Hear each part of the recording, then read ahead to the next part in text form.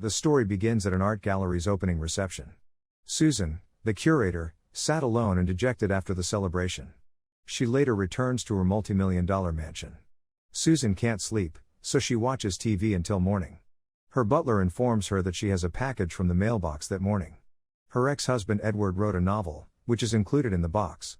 It comes with a message explaining that Edward was inspired to write the novel after Susan left him and that he wants her to be the first to read it before he publishes it in the spring. He said he is currently in Los Angeles and would like to see her again after such a long time.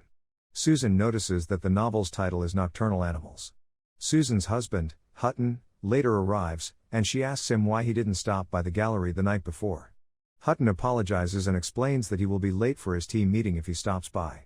Susan claims that 15 minutes of his time would have sufficed. She then questions why he did not come to bed last night, and he replies that he does not want to wake her up, but Susan claims she was up the entire night. She then invites him to spend the weekend with her alone at the beach, but Hutton says he has to return to the office and then fly back to New York. Susan is perplexed because he just returned from there. Hutton claims that he needs to return to complete the transaction. We subsequently learn that Hutton is having financial difficulties and that the couple is on the verge of bankruptcy. The two go to a party at a friend's house that night.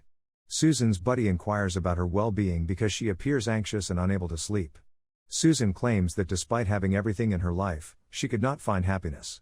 She asks Alessia how she did it, being happy with her married life, and she responds that while her husband is gay, they are best friends and love each other completely, and she can be assured that she is the only woman in his life. Susan claims she never experienced that with Hutton. Hutton cuts them off since he needs to leave for New York. Susan wishes him luck on his business because she understands his needs. Susan takes sleeping pills and begins reading the novel Edward handed her, which is dedicated to her. The novel opens with a family driving down a motorway to Texas. Tony, the family's patriarch, is driving beside his wife, Laura. Their daughter, India, complains that the cell service has suddenly gone down, and Tony says that's what he enjoys about West Texas: no phones and no people. A little time later, two slow-moving cars block the road. Tony honks his horn, and one of the cars pulls over to let him pass. But the automobiles began to accelerate and harass them until one was hit from behind. They push Tony off the road and obstruct him. A man named Ray approaches Tony and asks why he hit their car. Tony suggests to Ray that they go to the police station to handle the matter, but one of the men claims Tony can't because he has a flat tire. He does not believe them, and Ray advises him to drive around and see if they lie. Tony tries to drive away, but he cannot do so since his tire is flat. Ray offers to fix the tires for them to demonstrate their character. Tony has no choice but to exit the vehicle and open the boot to retrieve the spare tire.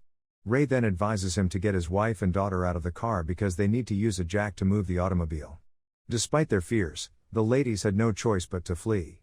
Ray begins harassing India, and Tony attempts to stop him, but Ray hits him. Tony backs away from Ray. They finish repairing the tires, and the ladies rush into their car to phone Tony. But Ray and the other man run inside and drive away. Tony stops as he watches his wife and kid being dragged out, and before he can react, they are gone. Susan hastily closes the book and exhales heavily, unable to grasp the story's suspense. She phones her husband in a hotel with a woman grasping his arm. Susan inquires why he did not contact her after arriving in New York, and he responds that he does not want to wake her up. Hutton directs the lift operator to floor 31, and Susan inquires why it is not their usual floor. Hutton responds that their regular room is unavailable. 31 Madame, the operator announces as they approach the floor. Susan pauses as she finds out her spouse is having an affair. She tells him to be careful and then hangs up. Returning to the narrative, Tony is left with one of the men, Lou, who instructs him to drive. Tony is concerned and searches the roadside for his wife and children. He notices his car parked next to a caravan, but no one is nearby, and Lou encourages him to keep going and stop worrying because Ray will do nothing to protect his wife and child. He drives Tony to a dark and lonely location, pulls him out of the car, and abandons him. Tony walks alone on the roadside till daylight when he comes across a house and asks if he can use the phone. A police officer calls Bobby and questions him about what happened, and they begin to investigate where Tony was brought that night. Bobby is perplexed why Tony allowed the men to drive away his wife and daughter even though they were armed. They walk till they reach the barbed wire fence. Tony freezes in the middle of nowhere when he looks at his wife and daughter, who are naked and lifeless on a red sofa. Susan grasps and sobs at what she has read. She pauses reading and recalls running into her ex-husband Edward in New York. Although he lacks a beard, he resembles Tony, the main character in his work. Edward and Susan are both from Texas. He is in New York for a scholarship interview at Columbia University, while Susan is a graduate student at the same institution. They went to supper, and Edward revealed she was his first crush. When Edward tells Susan she has the same eyes as her mother, she becomes enraged and declares that she does not want to be like her mother. When Edward asks her why she gave up on becoming an artist, she responds that she is too cynical. He then tells her that she overestimates herself. Susan grins and asks if he can come home with her, confessing that he was also her first crush. Edward grins. Returning to the narrative, police officer Bobby informs Tony that they have determined the cause of death for his family. His wife had a cracked head, while his daughter choked and shattered her arm. Both of them had experienced sexual assault. Bobby also stated that they discovered fingerprints of Tony's wife and daughter on the trailer where his car was discovered that night, and they are currently tracing the trailer's owner. Susan is having tea with her mom when she has another memory. Susan's mother is furious because she plans to leave New York and return to Texas to marry Edward. Her mother dislikes Edward because, in her opinion, he is weak and below their level. Susan tries to defend Edward, and her mother tells her that she will regret it one day since Edward cannot provide her with the luxury of life. She then tells Susan that, while she may not understand it yet, she and her mother are more alike than she realizes. Susan rejects this and claims they have nothing in common, to which her mother responds, "Just wait." Susan emails Edward, expressing her admiration for his work and her desire to meet him. Returning to the novel, Tony receives an email from Bobby containing a photograph of their lone suspect, Turk, and Tony verifies that he is one of the suspects, but Bobby claims that no one has seen Turk recently. Days and months have gone with no progress in the probe. Tony has shaved off his beard, as is evident. Bobby contacts Tony one day and informs him that 3 men attempted to loot a supermarket. One could flee, the other was apprehended, and the third was shot down. Turk is deceased. Bobby invites Tony to check if he recognizes the other one who has been apprehended. Tony knows the man at the station as Lou, who abandoned him in the desert. Lou attempts to deny knowing Tony, but Tony reminds him of what they did to him and his family that night. Bobby inquires about Ray and Turk, and Lou denies knowing them.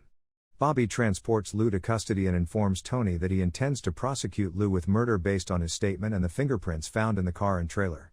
Bobby believes Ray is the third robbery victim who escaped and promises Tony that he will track him down. Susan is in her office when her staff informs her of her meeting, but she appears distracted. Susan is asked if she slept again, and she says she never does, which is why her ex-husband used to call her a nocturnal animal. Susan finds it strange that her ex-husband gives her a violent and depressing book named Nocturnal Animals. Susan claims she liked her ex-husband but didn't believe in him or his work when the assistant asks if she did.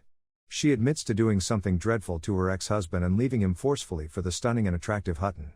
The board is debating whether or not to fire a certain employee at the meeting. Susan disagrees, arguing that they should assist the employee because they recruited her.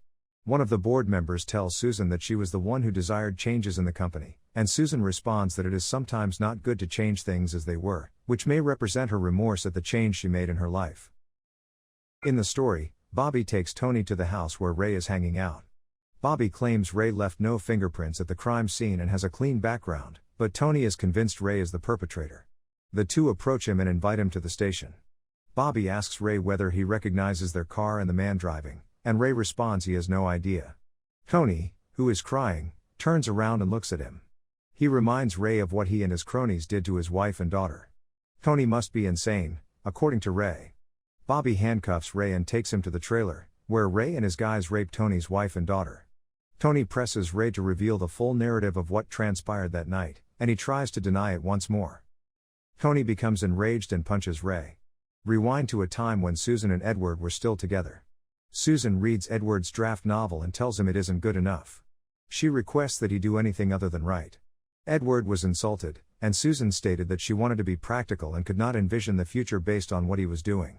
According to Edward, Susan is beginning to sound like her mother, and the two begin to argue. Susan later meets Hutton, her future husband, at school. Returning to the story, Bobby phones Tony and informs him that Ray has been released because there is no concrete proof against him. Bobby informs Tony that he has lung cancer and only has a year to live when they meet at a diner. Bobby has already been asked to retire but is determined to help Tony see justice done and make the bad ones pay, even if it means breaking the law. Bobby's final case, and he can't stand by and watch a killer walk free. Rewind to the moment Susan is going to abandon Edward. She informs him that their relationship is failing because they are too unlikable. Edward tries to persuade Susan not to end their relationship, but she claims she wants a better future for herself and is dissatisfied with him. Bobby arrests Ray in the pub and takes him to his camp in the novel. Ray tries to object, claiming it is illegal because there is no evidence against him, but Bobby dismisses him. A police officer later pulls Lou in. Bobby offers Tony the gun because he is sick and has to vomit. Bobby can shoot down Lou as the two flee. Ray, on the other hand, was able to flee. Rewind to when Susan was at a clinic with Hutton. She regrets what she did and is concerned that Edward will find out.